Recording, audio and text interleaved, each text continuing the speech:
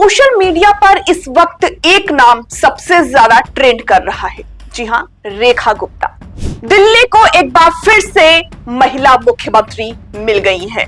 कल रात से ही रेखा गुप्ता के नाम की चर्चा काफी ज्यादा थी और इसके बाद अब रेखा गुप्ता के बारे में लोग सर्च कर रहे हैं कि आखिर रेखा गुप्ता है कौन। हर जुबान पर रेखा गुप्ता का नाम है, क्योंकि रेखा गुप्ता एक ऐसे राजनीतिक बैकग्राउंड से आती हैं जिन्होंने कई सालों से राजनीति में अपना कदम जमाए रखा है और आज बीजेपी के शीर्ष नेतृत्व ने उन्हें दिल्ली का सीएम बना दिया। आज रेखा गुप्ता ने रामलीला मैदान में शपथ ग्रहण किया। उनके साथ ही 6 अन्य मंत्रियों ने भी शपथ ग्रहण किया। बताएंगे सब कुछ, कैसे उनका नाम मुख्यमंत्री पद के दावेदारी में सबसे पहले नंबर पर था।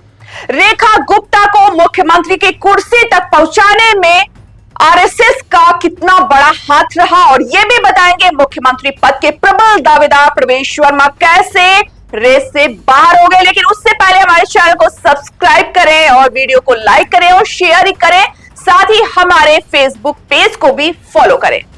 इस वक्त रेखा गुप्ता सोशल मीडिया पर अपने पुराने वीडियोस और ट्वीट के चलते चर्चा का विषय बनी हुई है। उनके वायरल ट्वीट और वीडियोस आप हमारी स्क्रीन पर भी देख सकते हैं, जिसकी वजह से अब कांग्रेस और आम आदमी पार्टी लगातार हमलावर हो रहे हैं और बयानबाजी भी कर रहे हैं। आपको बता दें कि उन्होंने यानी कि रेखा गुप्ता ने आम आदमी पार्टी की वंदना कुमारी को 29,000 वोटों से हराया है। रेखा आरएसएस और बीजेपी से काफी लंबे समय से जुड़ी रही हैं। दिल्ली भाजपा की महासचिव और भाजपा महिला मोर्चा की राष्ट्रीय उपाध्यक्ष भी रही हैं। सामने बात यह भी आ रही है कि दिल्ली की चौथी महिला मुख्यमंत्री के तौर पर आरएसएस ने रेखा गुप्ता का नाम सबसे आगे बढ़ाया और पार्टी ने उस पर मुहर भी लगा दी। आपको बता दें कि रेखा ने छात्र राजनीति से करियर की शुरुआत की, 2 बार विधायक का चुनाव हारी, फिर भी 3 वजह रही जिसके चलते उन्हें मुख्यमंत्री चुना गया। इसमें सबसे पहले अगर बात करें वजह की, तो सबसे बड़ी वजह यह रही कि पूर्व सीएम अरविंद केजरीवाल की तरह ही ये वैश्य समुदाय से आती हैं। दिल्ली में वैश्य समुदाय व्यापार में होड़ रखता है। ये हमेशा बीजेपी का कोर वोटर माना जाता रहा है और इसी वजह से भाजपा की 3 नेताओं के नाम सीएम पद की दौड़ में थे। इसमें रेखा गुप्ता के अलावा विजेंद्र गुप्ता और जितेंद्र महाजन का नाम भी शामिल था, लेकिन संगठन में चर्चा के दौरान रेखा गुप्ता के नाम पर मुहर लगा दी गई थी। दिल्ली में अब तक 3 महिला सीएम यानी कि शीला दीक्षित, सुषमा स्वराज और आतिशी रही हैं। भाजपा ने रेखा को सीएम बनाकर महिलाओं को साधने की पूरी कोशिश की है। रेखा गुप्ता आरएसएस की काफी ज्यादा पसंद है। सूत्रों के मुताबिक विधायक दल की बैठक के पहले आरएसएस ने उनके नाम का प्रस्ताव रखा, जिसे भाजपा ने मान भी लिया। पीएम मोदी और अमित शाह, केंद्रीय परिवहन मंत्री नितिन गडकरी और हरियाणा सीएम नायब सैनी जैसे भाजपा दिग्गजों ने उनके लिए प्रचार प्रसार भी किया था। दिल्ली विधानसभा चुनाव में भाजपा ने कुल 48 सीटें जीती है। कुल 45.56% वोट मिला। इसका बड़ा कारण यह भी रहा कि भाजपा ने महिलाओं के लिए कई योजनाओं की घोषणा की थी और यही वजह रही कि इतने प्रतिशत वोट मिले। 5 बड़े घोषणाओं की बात करते हैं। सबसे पहले घोषणा, हर महीने 2500 रुपए की आर्थिक मदद। जी हां, 8 मार्च यानी अंतरराष्ट्रीय महिला दिवस से मिलना शुरू हो सकती है। दिल्ली में घरेलू मेट के कल्याण के लिए बोर्ड बनाने का ऐलान।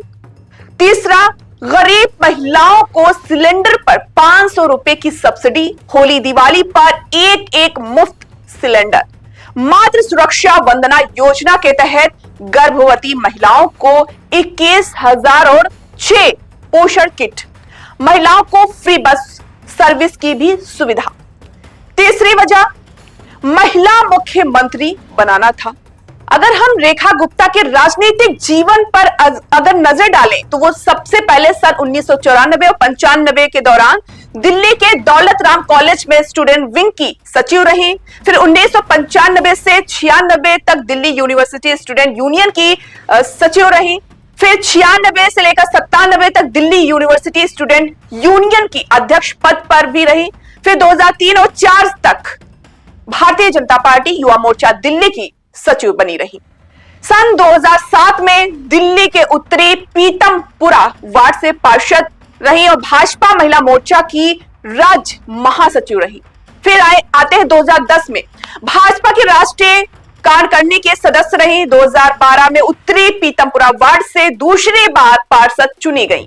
2020 में फिर से करीब 4000 वोटों से चुनाव हारी। उसके बाद आपको बता दें कि 2022 में शालीमार बाग बी वार्ड से पार्षद चुनी गई और फिर आता है 2024 में शालीमार बाग विधानसभा से चुनाव लड़ी और जीती भी और दिल्ली की चौथी महिला मुख्यमंत्री भी बन गई। आपको बताते चले कि अरविंद केजरीवाल की तरह ही रेखा का परिवार हरियाणा से है। दिल्ली में पली बड़ी और रेखा के दादा मनीराम और परिवार के लोग हरियाणा के जुलाना में रहते हैं। तो ये था रेखा गुप्ता का राजनीतिक बैकग्राउंड और उनकी शिक्षा दीक्षा। तो रेखा गुप्ता के बारे में आप क्या सोचते हैं, हमें कमेंट में जरूर बताएं। बने रहें Newstar7 मीडिया के साथ। हमें फॉलो करें YouTube, Instagram, Facebook और Twitter पर। मिलते हैं अगले वीडियो में।